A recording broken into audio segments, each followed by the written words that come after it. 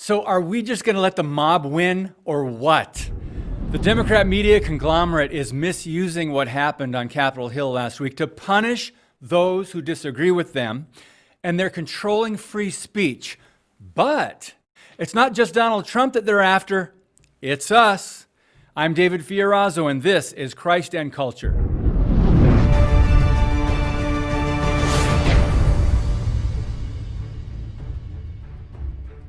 Nearly 1 million people attended the rally in D.C. last week. Antifa was represented, Black Lives Matter was represented, and some right-wing idiots as well.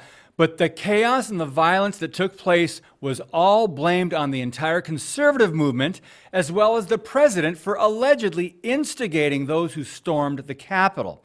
Now, I'm sure you've heard by now that censorship is the next tactic in the Democrat Party playbook being implemented by leftist big tech giants and Democrat corporations. Just a few of the actions taken against President Trump include Twitter locked down President Trump out of his account and deleted his tweet history.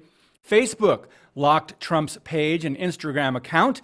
YouTube suspended Trump's channel. Shopify took down the Trump campaign merch store. Snapchat silenced Trump.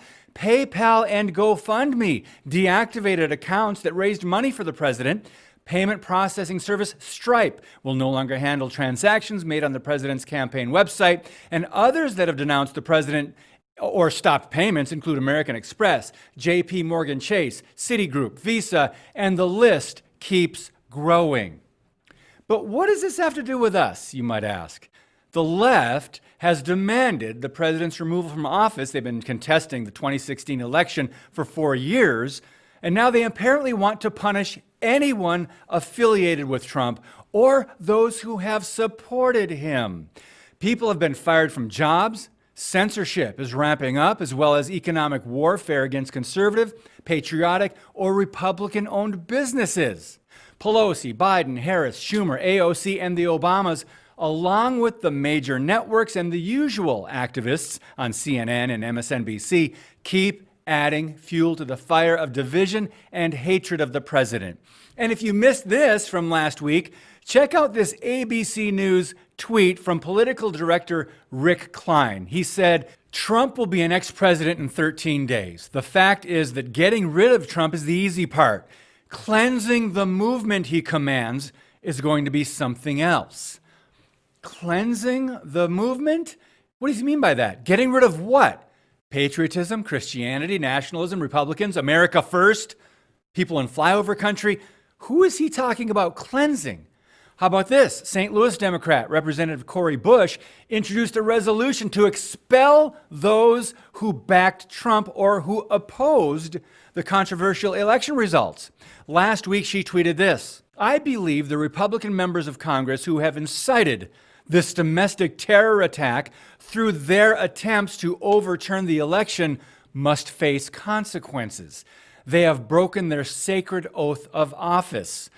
But one of the most disturbing stories is what big tech Democrats did to Parler, a conservative speech platform that hosted millions of people. Amazon Cloud suspended the account late Sunday night, and what followed was a coordinated attack by tech giants. Now, before this, Parler was the most downloaded app through Apple, #1. Now, the reason they gave was supposedly Parler did not keep up with censoring violent content.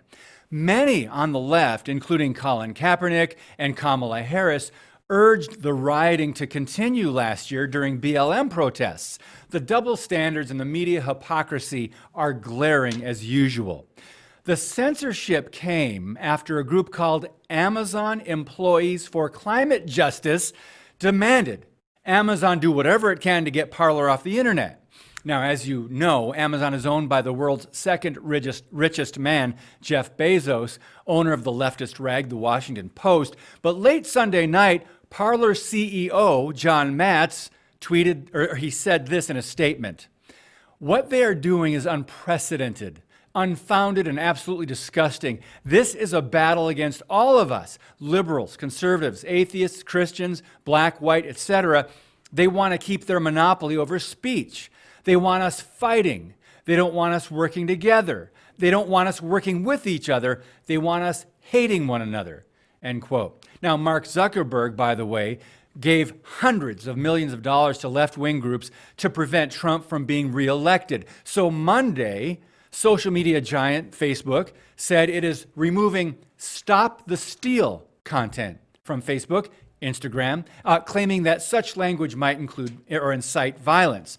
Now, a citizen journalist that I follow was at the Capitol for that protest and said the overwhelming majority of people were peaceful for most of the day. And the media is using the worst video clips, like typical, right? And the lack of context to exploit the situation and label all Trump supporters as right-wing extremists. The Atlantic described a Christian insurrection, while the liberal religion news service blamed Christian nationalists for the violence. Pathos and Americans United for the Separation of Church and State blamed, quote, white Christian nationalists. Democrats at the National Catholic Reporter said this: Catholics who ever supported Trump's policies have blood on their hands. Wow. This divisive, inflammatory rhetoric cannot be backed up with facts, but people are believing it. It's all emotion-driven propaganda. Author, filmmaker, and commentator Dinesh D'Souza weighed in on the free speech crisis, saying this: we are facing a coordinated attack that combines the left's new hold on the state with its virtual monopoly on the institutions of technology and culture. All right, friends, we better wake up to the fact that Democrats control U.S. communication and business, the entire education establishment, Hollywood, government, the activist media, big tech, corporations, and Wall Street. Here are a couple questions for you. Do we still have a First Amendment in this country, or don't we? Do we have the will to fight? Is the U.S. Constitution still the law of the land? This intrusion by the left, shutting down the free speech of citizens, has no precedent and no place in America. For those who know history, it reminds us of Nazi Germany, China, or Russia, just to name a few. Now, what is surprising is they are no longer hiding their agenda or how they feel about us. They announced their intentions and have already declared war on Christians, the traditional family, biblical morality, Republicans, conservatives, and churches. What more is it going to take to wake us up? Gather contact info from like-minded people and patriots, and let's find other news sources and ways to communicate with each other. We're going to need them. God help us as we work to raise awareness, pray, and prepare, always remembering that our hope is in Christ alone. God bless you, and keep speaking the truth about things that matter. Hey guys, thanks for watching. Most of you know our show is being censored by big tech. It's hidden, really, on YouTube, Facebook. Sadly, this impacts our long-term ability to produce the show, so we're tackling the problem by launching our brand new Patriot Club. Look at this beauty, right? For a $99 tax-deductible donation, you'll not only keep our show going, but we'll ship you this stainless steel tumbler etched with the American flag, and freedom never tasted so good. Visit patriotclub.us to show your support. That's patriotclub.us. Thank you and God bless.